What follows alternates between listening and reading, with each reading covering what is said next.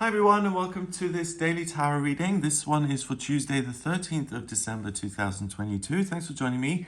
I want to use the Golden Art Nouveau Tarot today. Let's see what these cards want you to be aware of. And I'm just going to show you these cards before I use them in case you haven't seen these. It's a really beautiful deck. It's got all this gold in here. So it's very kind of dramatic and romantic. Let's see which cards want to appear here.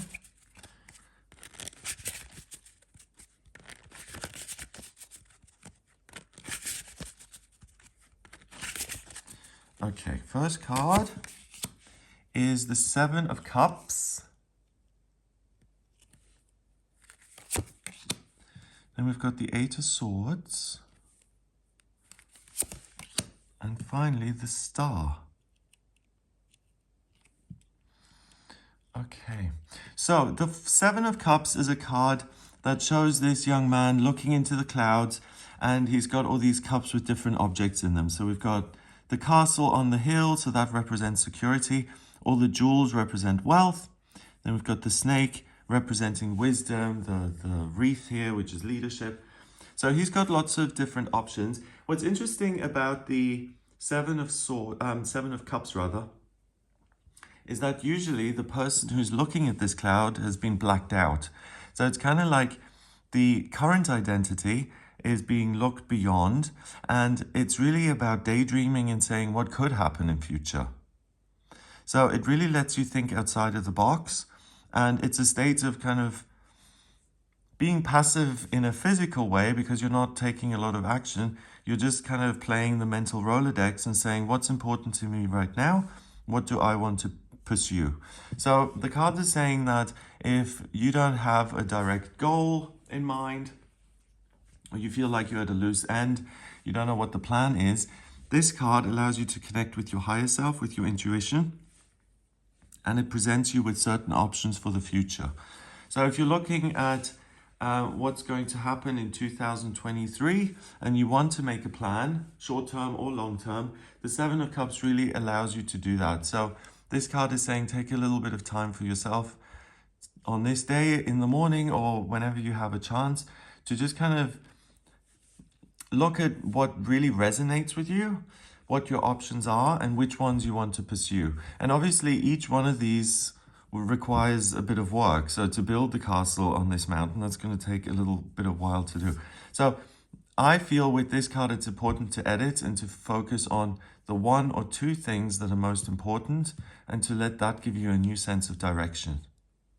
Next, we've got the Eight of Swords. This is another woman who's not moving or really in a position to go wherever she wants. She's been bound here with these white restraints.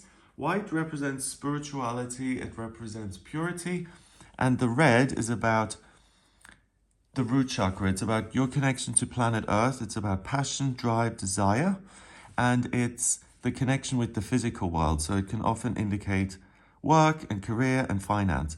So it's interesting that she's in those colors because she's had her own plan. She knows what's important to her, but something stops her. So it could be the rules of some sort of religious community she's a part of, or it could be her employer sitting in this castle here saying, well, actually, you can't just go on holiday. You have a job to do here, but something comes in that blocks this process. So it's interesting that it follows this card because I feel once he's done this process of choosing what's important to him, this is what would come next. Without the swords and the restraints, it would say, okay, I'm interested in educating myself. I want to become wiser as such. So I'm going to sign up for a new course and study. So he tries to do that, and then suddenly something comes in. The university says, sorry, enrollment is closed for the year. You're going to have to leave it for the next year. Or again, the employer says, actually, we're not on board with you taking this course on top of your existing job. We feel it may take your focus away with your responsibilities here. So that's then also echoed by these swords. Swords in the tarot is communication and ideas, and the sword is obviously a weapon. So it's information and news that you're getting, which feels not necessarily intimidating, but restrictive. And it's something that you'd probably pay attention to. It's something quite significant and serious. So each sword here represents one of those rules coming in, stopping you from doing what you want. And when we get 8 swords lined up, they create this whole environment where she's going to feel, "Oh, I can't really move. I don't want to obviously injure myself on these swords." And then she's also got a blindfold. So I don't know all the details yet. I haven't figured it out. So maybe I should listen to what other people are telling me and just stay put. So I feel that's the big warning of the day, because you do have a plan. You know what's important to you. So one way or another, you can realize that. So if the one university says, sorry, enrollment is over, then I'm sure there'll be another university somewhere which is open. So these 2 cards are saying, please don't let yourself be discouraged or dissuaded from doing something that you are really passionate about just because someone else has their agenda and they think it's right to stop you. That may be their mission I want the castle on the hill, so I need to employ lots of laborers and I'm going to work them as hard as I can. I'm not particularly interested in, their dreams and hopes and things like that. So these 2 cards are saying it's really important that you kind of do your own research, you don't take no immediately as an answer, and that you value the fact that you're very clear on what it is you actually want. And this situation is understandable if you're just aimlessly going through the motions, you don't really know what's important to you or what you want to do, then it's much easier to say, oh, okay, you don't want me going on a trip for 7 days. Okay, I wasn't that bothered anyway, fine. So it's interesting because it's not just on this day, but it's saying that in life, I suppose, you're going to find it easier to resist things that come out at you by having a really significant plan for yourself. It gives you the fire to say, actually, I'm not going to let this intimidate me. I'm going to use these swords, turn the whole thing around, and free myself from the restraints. And then I'm going to pick up one of those swords, understand it myself, and then the blindfold comes off. So the only thing that's missing is the information and having the whole story. When you have the whole story, you can move ahead in the direction you want, or you find an alternative. And then finally, the star. The star is really about letting go of things that no longer serve you, detoxing, cleansing, so that you can live your authentic life and you can let your light shine. So let's say she wants to sing, right? But again, she has to work up here.